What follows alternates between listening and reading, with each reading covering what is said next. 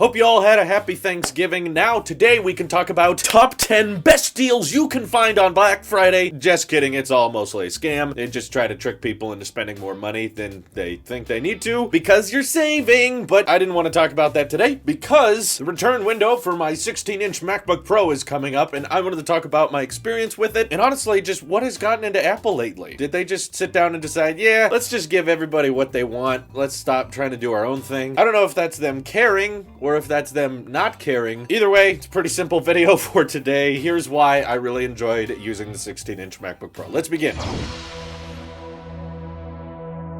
It's worth mentioning that this was kind of like rediscovering bigger size laptops all over again. I've had a 13-inch MacBook Pro for a while. It's very portable, it's very light. I don't do really anything too power intensive on it. I just use it for basic laptop web browsing and research, spreadsheets, all that kind of basic laptop stuff. But this thing could actually edit several of my videos. Lots of videos over the past couple weeks were edited on the 16-inch MacBook Pro, and when I first started using this thing, that display was way more immersive than I think it deserved to be, because on paper it's just a 16-inch display. It's not that different, right? But maybe when you're coming from a 13-inch, once you switch up to this size, it's like, dang, Apple has not made a laptop this size in over 7 years. So the fact that they're finally willing to go chonk a little bit and make a device this thick, it is quite heavy, you know, compared to other Apple products I'm used to having. My iPad Pro is extremely light. The other MacBook Pro I have is very light. Switching to this thing is like, dang, really? Apple 2019? You're willing to ship a mobile product that's actually this heavy? I'm glad they're willing to, though, because I've seen a lot of higher end pros that are very happy with the changes they made, and if the laptop has to be a bit thicker and a bit heavier to accommodate for better cooling mechanisms for the Intel i9 chips, which are slightly hotter than an atomic blast, then we can get more performance out of it. It's almost like a whole new chip has come out, but it hasn't, because these are the same CPUs from the 2015 MacBook Pro. The only difference is that one would down throttle it so much that the 16-inch MacBook Pro actually gives it some room to breathe, and you actually get noticeably better performance just from redesigned fans, better heatsink. And if you're gonna go pro, you're gonna go big. I mean, the last 15-inch MacBook Pro wasn't exactly thin and light either. It was still 4 pounds. It's like, if you're gonna go big, just go all the way. Just embrace it. Just have the biggest display you can, make some better cooling systems, because it was kind of a hypocritical design for Apple to make a laptop that's designed to be super thin with the butterfly keys, and they're trying to keep it right at 4 pounds and everything, but simultaneously, you're trying to stuff dedicated GPUs in there and really high-end Intel CPUs that of course run very hot, so it's like, who are you trying to appease here? Someone who wants something that's thin and light, but also powerful. I didn't feel like it was a happy balance before. I did use a 15-inch MacBook Pro for a long time, and going back to it now was kind of overwhelming in size, but very grateful for the amount of performance I could get out of it. When comparing it directly to my iMac Pro, even though this is the base model, I did not upgrade anything on it, I was still able to get almost identical exporting times, which is kind of crazy considering this is a hexa-core and my iMac Pro is an octa-core. Very different CPUs, obviously, but in regards to just Final Cut exporting times, probably thanks to metal optimization in Final Cut, this could actually replace my iMac Pro, you know? To the point that I even thought about it. If you listen to our not most recent, but second most recent Talos of Tech podcast, I was kind of on the fence about definitely sending this one back, but maybe getting a higher spec'd out 16-inch MacBook Pro, maybe get that 8 terabyte of storage option because that's insane, and kind of replacing my iMac Pro with a mobile daily editor because, you know, I get tired. I am home all day. I work from home, and I'd like to go out and see the sun occasionally. What does it look like? Is it still glowing? But I decided I don't like going outside because a fly landed on my face once, and it was dangerously close to my mouth, and it made me feel uncomfortable. So I decided iMac Pro is actually going to be sticking around. I'm not planning on sending this back for a more upgraded 16-inch MacBook Pro because realistically, MacBooks are cool. I really enjoy them. I enjoy the fact that they're mobile, but I really don't have a huge need to go edit on the go because to upload videos and stuff, I still need the good Wi-Fi that I have at my house anyway. And while the MacBook Pro could outshine my iMac Pro in a few departments, I would rather wait and see if we get any leaks or rumors about the iMac Pro getting some type of design upgrade, hopefully something with thinner bezels and no XDR. I don't care about those mini LED things because basically every pixel on the Pro display is another $1. smaller. So it's a 6K display. Yeah, it's $6,000. I am kind of more into desktops at this point than I am laptops, even though if I had to go on some extended trip and I wanted to edit videos on the go, I would definitely pick one of these things up. I would try to spec it out to one of the more higher tiers because I am a big fan of this design. The Magic Keyboard is awesome. It's much more reliable, and I don't have this terrified feeling in the back of my brain that the keyboard's about to go out like I do with the 13-inch MacBook Pro. The keys are also quieter in comparison to the butterfly keys.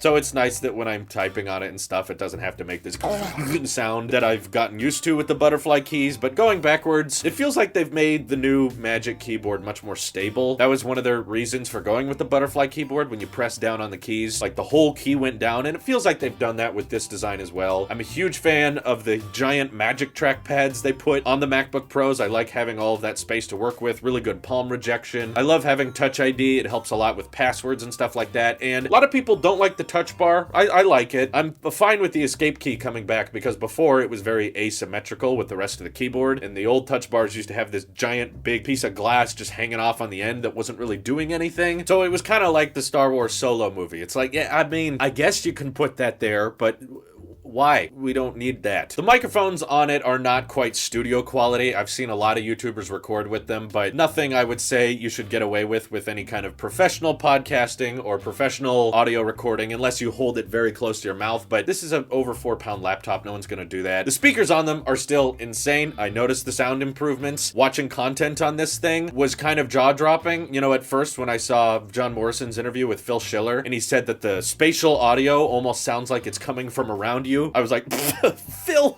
you idiot. Why don't you get on Phil Swift's level of epicness? You don't know what you're talking about. You can't make MacBook speakers that sound like they're coming from around you. And then I turn on music and start listening to it, and I'm like, oh my god, the speakers are wrapping around my brain. It does actually sound like they're coming from behind you. Just a little bit, not like extensively. This ain't Dolby Atmos on a phone that can, you know, make you feel like you're actually there. But still, incredibly decent speakers, and I'm glad that Apple is catering to a lot of criticism. Over the past few years of MacBook design, people have asked for these changes, and they're finally caving in. Few things they didn't cave on. They still didn't provide an SD card slot. They're sticking with the I/O that they've had since 2016. And I know I'm going to be the oddball out on this one, but I'm actually fine with that. See, a lot of people don't understand that to get computers onto new standards, into new, better ports than we had before, a lot of people say this MacBook is limiting because it's just Thunderbolt 3 and there's just USB-C, but each one of these ports can almost do everything a previous older MacBook Pro had. And yes, you have to use adapters occasionally, but if they were to keep all of the older I/O, or if they kept the SD card slot on there, it would not encourage other camera companies or third parties to start adopting to maybe better ports like the Thunderbolt 3, extremely fast transfer speed. And also, when it comes to just file transfers for cameras and audio, I just want companies to pursue better wireless alternatives. But that's where I kind of fall back to Apple and say, why don't you make AirDrop a third-party supported thing, you know? Wouldn't it be great if with our Blackmagic cameras or whatever, we could just wirelessly send them to our Macs through AirDrop? I would much rather do that than fiddle around with SD cards all day. But if you use a DSLR and you use SD cards a lot, I understand the frustration. I still think that what Apple's doing here is trying to get people to move on, because if you keep supporting the old standards and you keep supporting the old ports, it slows down the rate of transition, and that's what Apple's basically trying to do, is get people to move over from just traditional hard drives. Because when it comes to higher res stuff anyway, like I'm recording this video on a CFast card, and there's not going to be laptops anymore, at least this size, that are going to have CFast card slots, or there's lots of pros filming with RED cameras and giant RED drives. Those things aren't going to get proprietary ports on here. There's occasional things I use SD cards for, but a lot of people always exaggerate that you need to get thousands of adapters that you carry around with you. No, you only need like one. You can get one adapter that has Thunderbolt 3 to basically every legacy port your old MacBook Pro had, plus extra, because I don't recall them ever having micro SD. So just carry that around with you when you need to. That's all. You don't need tons of adapters. You can just pick one. They're not that much, and then you can use all your old ports while still being able to charge the MacBook Pro from either side. Also charges very quickly, by the way. I know they ship it with the insane 96 watt charge brick, but I've also charged this with a 61 watt charge brick from my 13-inch MacBook Pro. And you know what? Depending on what I'm I'm doing on the MacBook Pro, it actually still gains a charge from that 61 watt brick. There are some occasions where you're exporting something in Final Cut or editing high-res video where it stops charging and just starts to hold the charge, but it's kind of interesting that Apple actually ships like really fast charge bricks with these high-end Macs. I guess Pro gets the fast charger, so there you go. It's also the largest battery they can possibly ship with this thing. They can't make it any bigger without you having to have your own private jet or have to fly helicopters everywhere you go, and that would heavily limit the use case of this MacBook. Can I take my 17-inch MacBook Pro on this plane? No, that thing has to stay grounded. Battery's too big. So you can't really ask them to make it any bigger,